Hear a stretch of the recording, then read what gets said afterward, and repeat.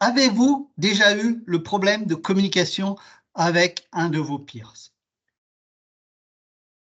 Les bases d'une communication effective, aujourd'hui, nous allons étudier qu'est-ce que la communication. Nous aurons d'autres vidéos qui traiteront d'autres sujets assez importants dans la communication, mais aujourd'hui, nous allons réellement nous focus sur qu'est-ce que la communication.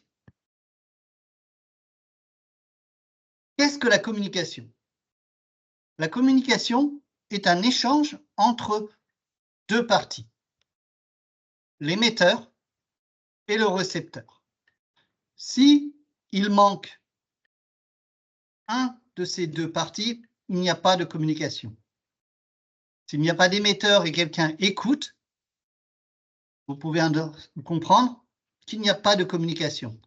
Et si la personne parle, même si elle ressent le fait qu'elle communique, il n'y a pas de communication tant que le récepteur n'est pas de l'autre côté à écouter. Communication est entre deux parties. Et si j'ai à vous demander une chose, quel est l'élément le plus important, enfin, quelle est la personne la plus importante entre les deux? Vous allez me répondre l'émetteur et je vous dirai non. C'est le récepteur. C'est lui qui est le plus important. Et je vais vous expliquer pourquoi. Mais focusons d'abord sur les différents éléments de la communication. Donc, l'émetteur et le récepteur. Pour qu'il y ait communication, il faut qu'il y ait un channel qui peut être oral ou écrit. Oral, ça peut être téléphone, en personne, ça peut être aussi écrit, SMS, une lettre, un email. Et chaque médium, channel, a un différent ressenti pour le récepteur du message. Vous pouvez comprendre que si j'ai une très importante nouvelle, envoyer un SMS est moins bien que d'appeler quelqu'un. Si c'est quelque chose de très important et qui doit être communiqué à beaucoup de monde, un email est sûrement mieux qu'envoyer un Teams à un groupe de personnes. Tout ça est quelque chose que vous devez analyser avant d'envoyer un message et de vous mettre en communication. En parlant de message, l'émetteur envoie un message et cette personne qui envoie le message passe par le channel qui peut être, comme je vous l'ai dit, un SMS, un email, quelque chose d'autre, et qui est reçu par un récepteur.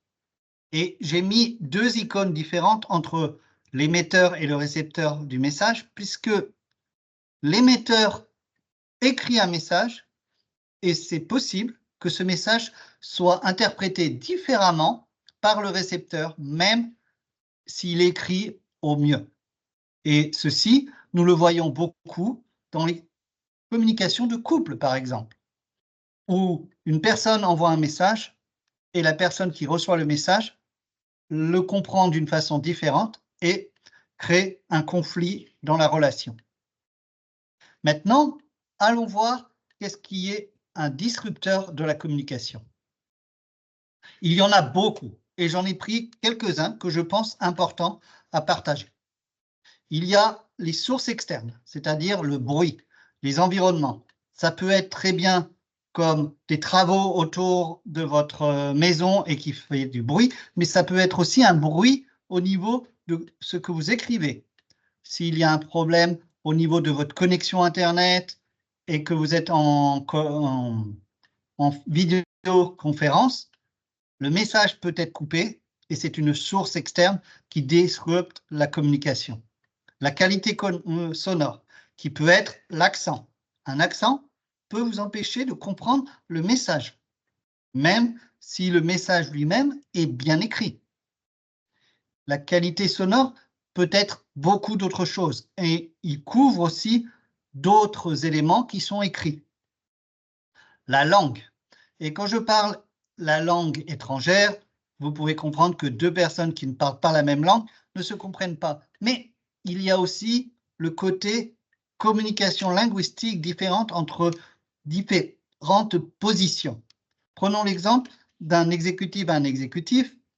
Ils ont le même langage, ils parlent les mêmes langages, les mêmes intérêts. Leur vocabulaire sera très proche.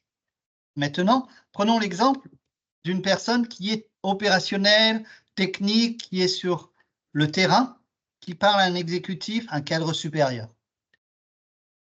Ils ne parlent pas le même langage. Une personne qui est technique va être dans le détail, il va utiliser des mots techniques et l'exécutif, bien qu'il puisse avoir un background dans les opérations, peut ne pas tout comprendre. Le focus de l'exécutif cadre supérieur est plus retour sur investissement, l'OPEX, CAPEX, tout ce qui est short communication.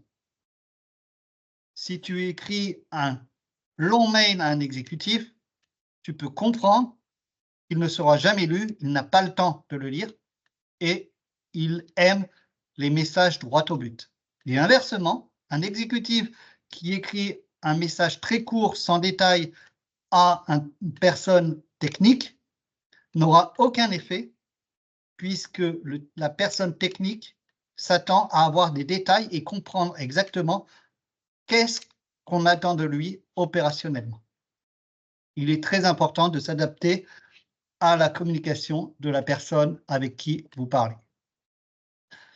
Le langage corporel est mot de remplissage. Donc, langage corporel, vous pouvez comprendre les personnes qui bougent, qui se grattent le dos, et c'est une chose que l'on apprend en faisant du public speaking. Mais il y a aussi les mots de remplissage. Et en tant que Français, nous avons ce « e » à la fin de chaque phrase pour remplir les silences. Et il ne faut pas remplir ces silences avec un « e ». C'est quelque chose qui empêche la communication d'être effective. Je travaille dessus, comme vous pouvez l'imaginer. Et enfin, il y a tout ce qui est support, technologie. S'il y a un problème, qu'est-ce que vous utilisez comme connexion Internet? Quelle façon vous utilisez pour communiquer votre contenu, une présentation? Est-ce que vous utilisez juste votre voix, juste l'écrit, des images? Tous ces éléments comptent dans la communication. Maintenant, je voudrais vous rappeler une chose que je vous ai déjà dit. Communication n'est pas à propos de vous, c'est à propos d'eux. Vous devez vous adapter à la personne qui reçoit la communication. Comme vous pouvez le comprendre, si votre communication n'est pas adaptée à votre audience, la personne n'écoutera pas ou ne prendra pas en compte votre message correctement. Donc, pensez bien à qui vous écrivez et quel message vous écrivez. Et cela veut dire, par exemple, quand vous envoyez un mail, est-ce qu'il faut séparer le mail? Est-ce qu'il faut faire un résumé au début du mail pour les personnes qui sont plus élevées dans l'entreprise et quelque chose de plus détaillé pour les personnes qui sont opérationnelles et tactiques? Ceci est à vous de voir et de bien comprendre votre audience pour pouvoir communiquer au mieux. J'espère que cette vidéo vous a été très utile. Et si vous avez des éléments que vous souhaiteriez que j'aborde, dites-le moi et je serai content de vous aider à découvrir plus sur ce sujet spécifique.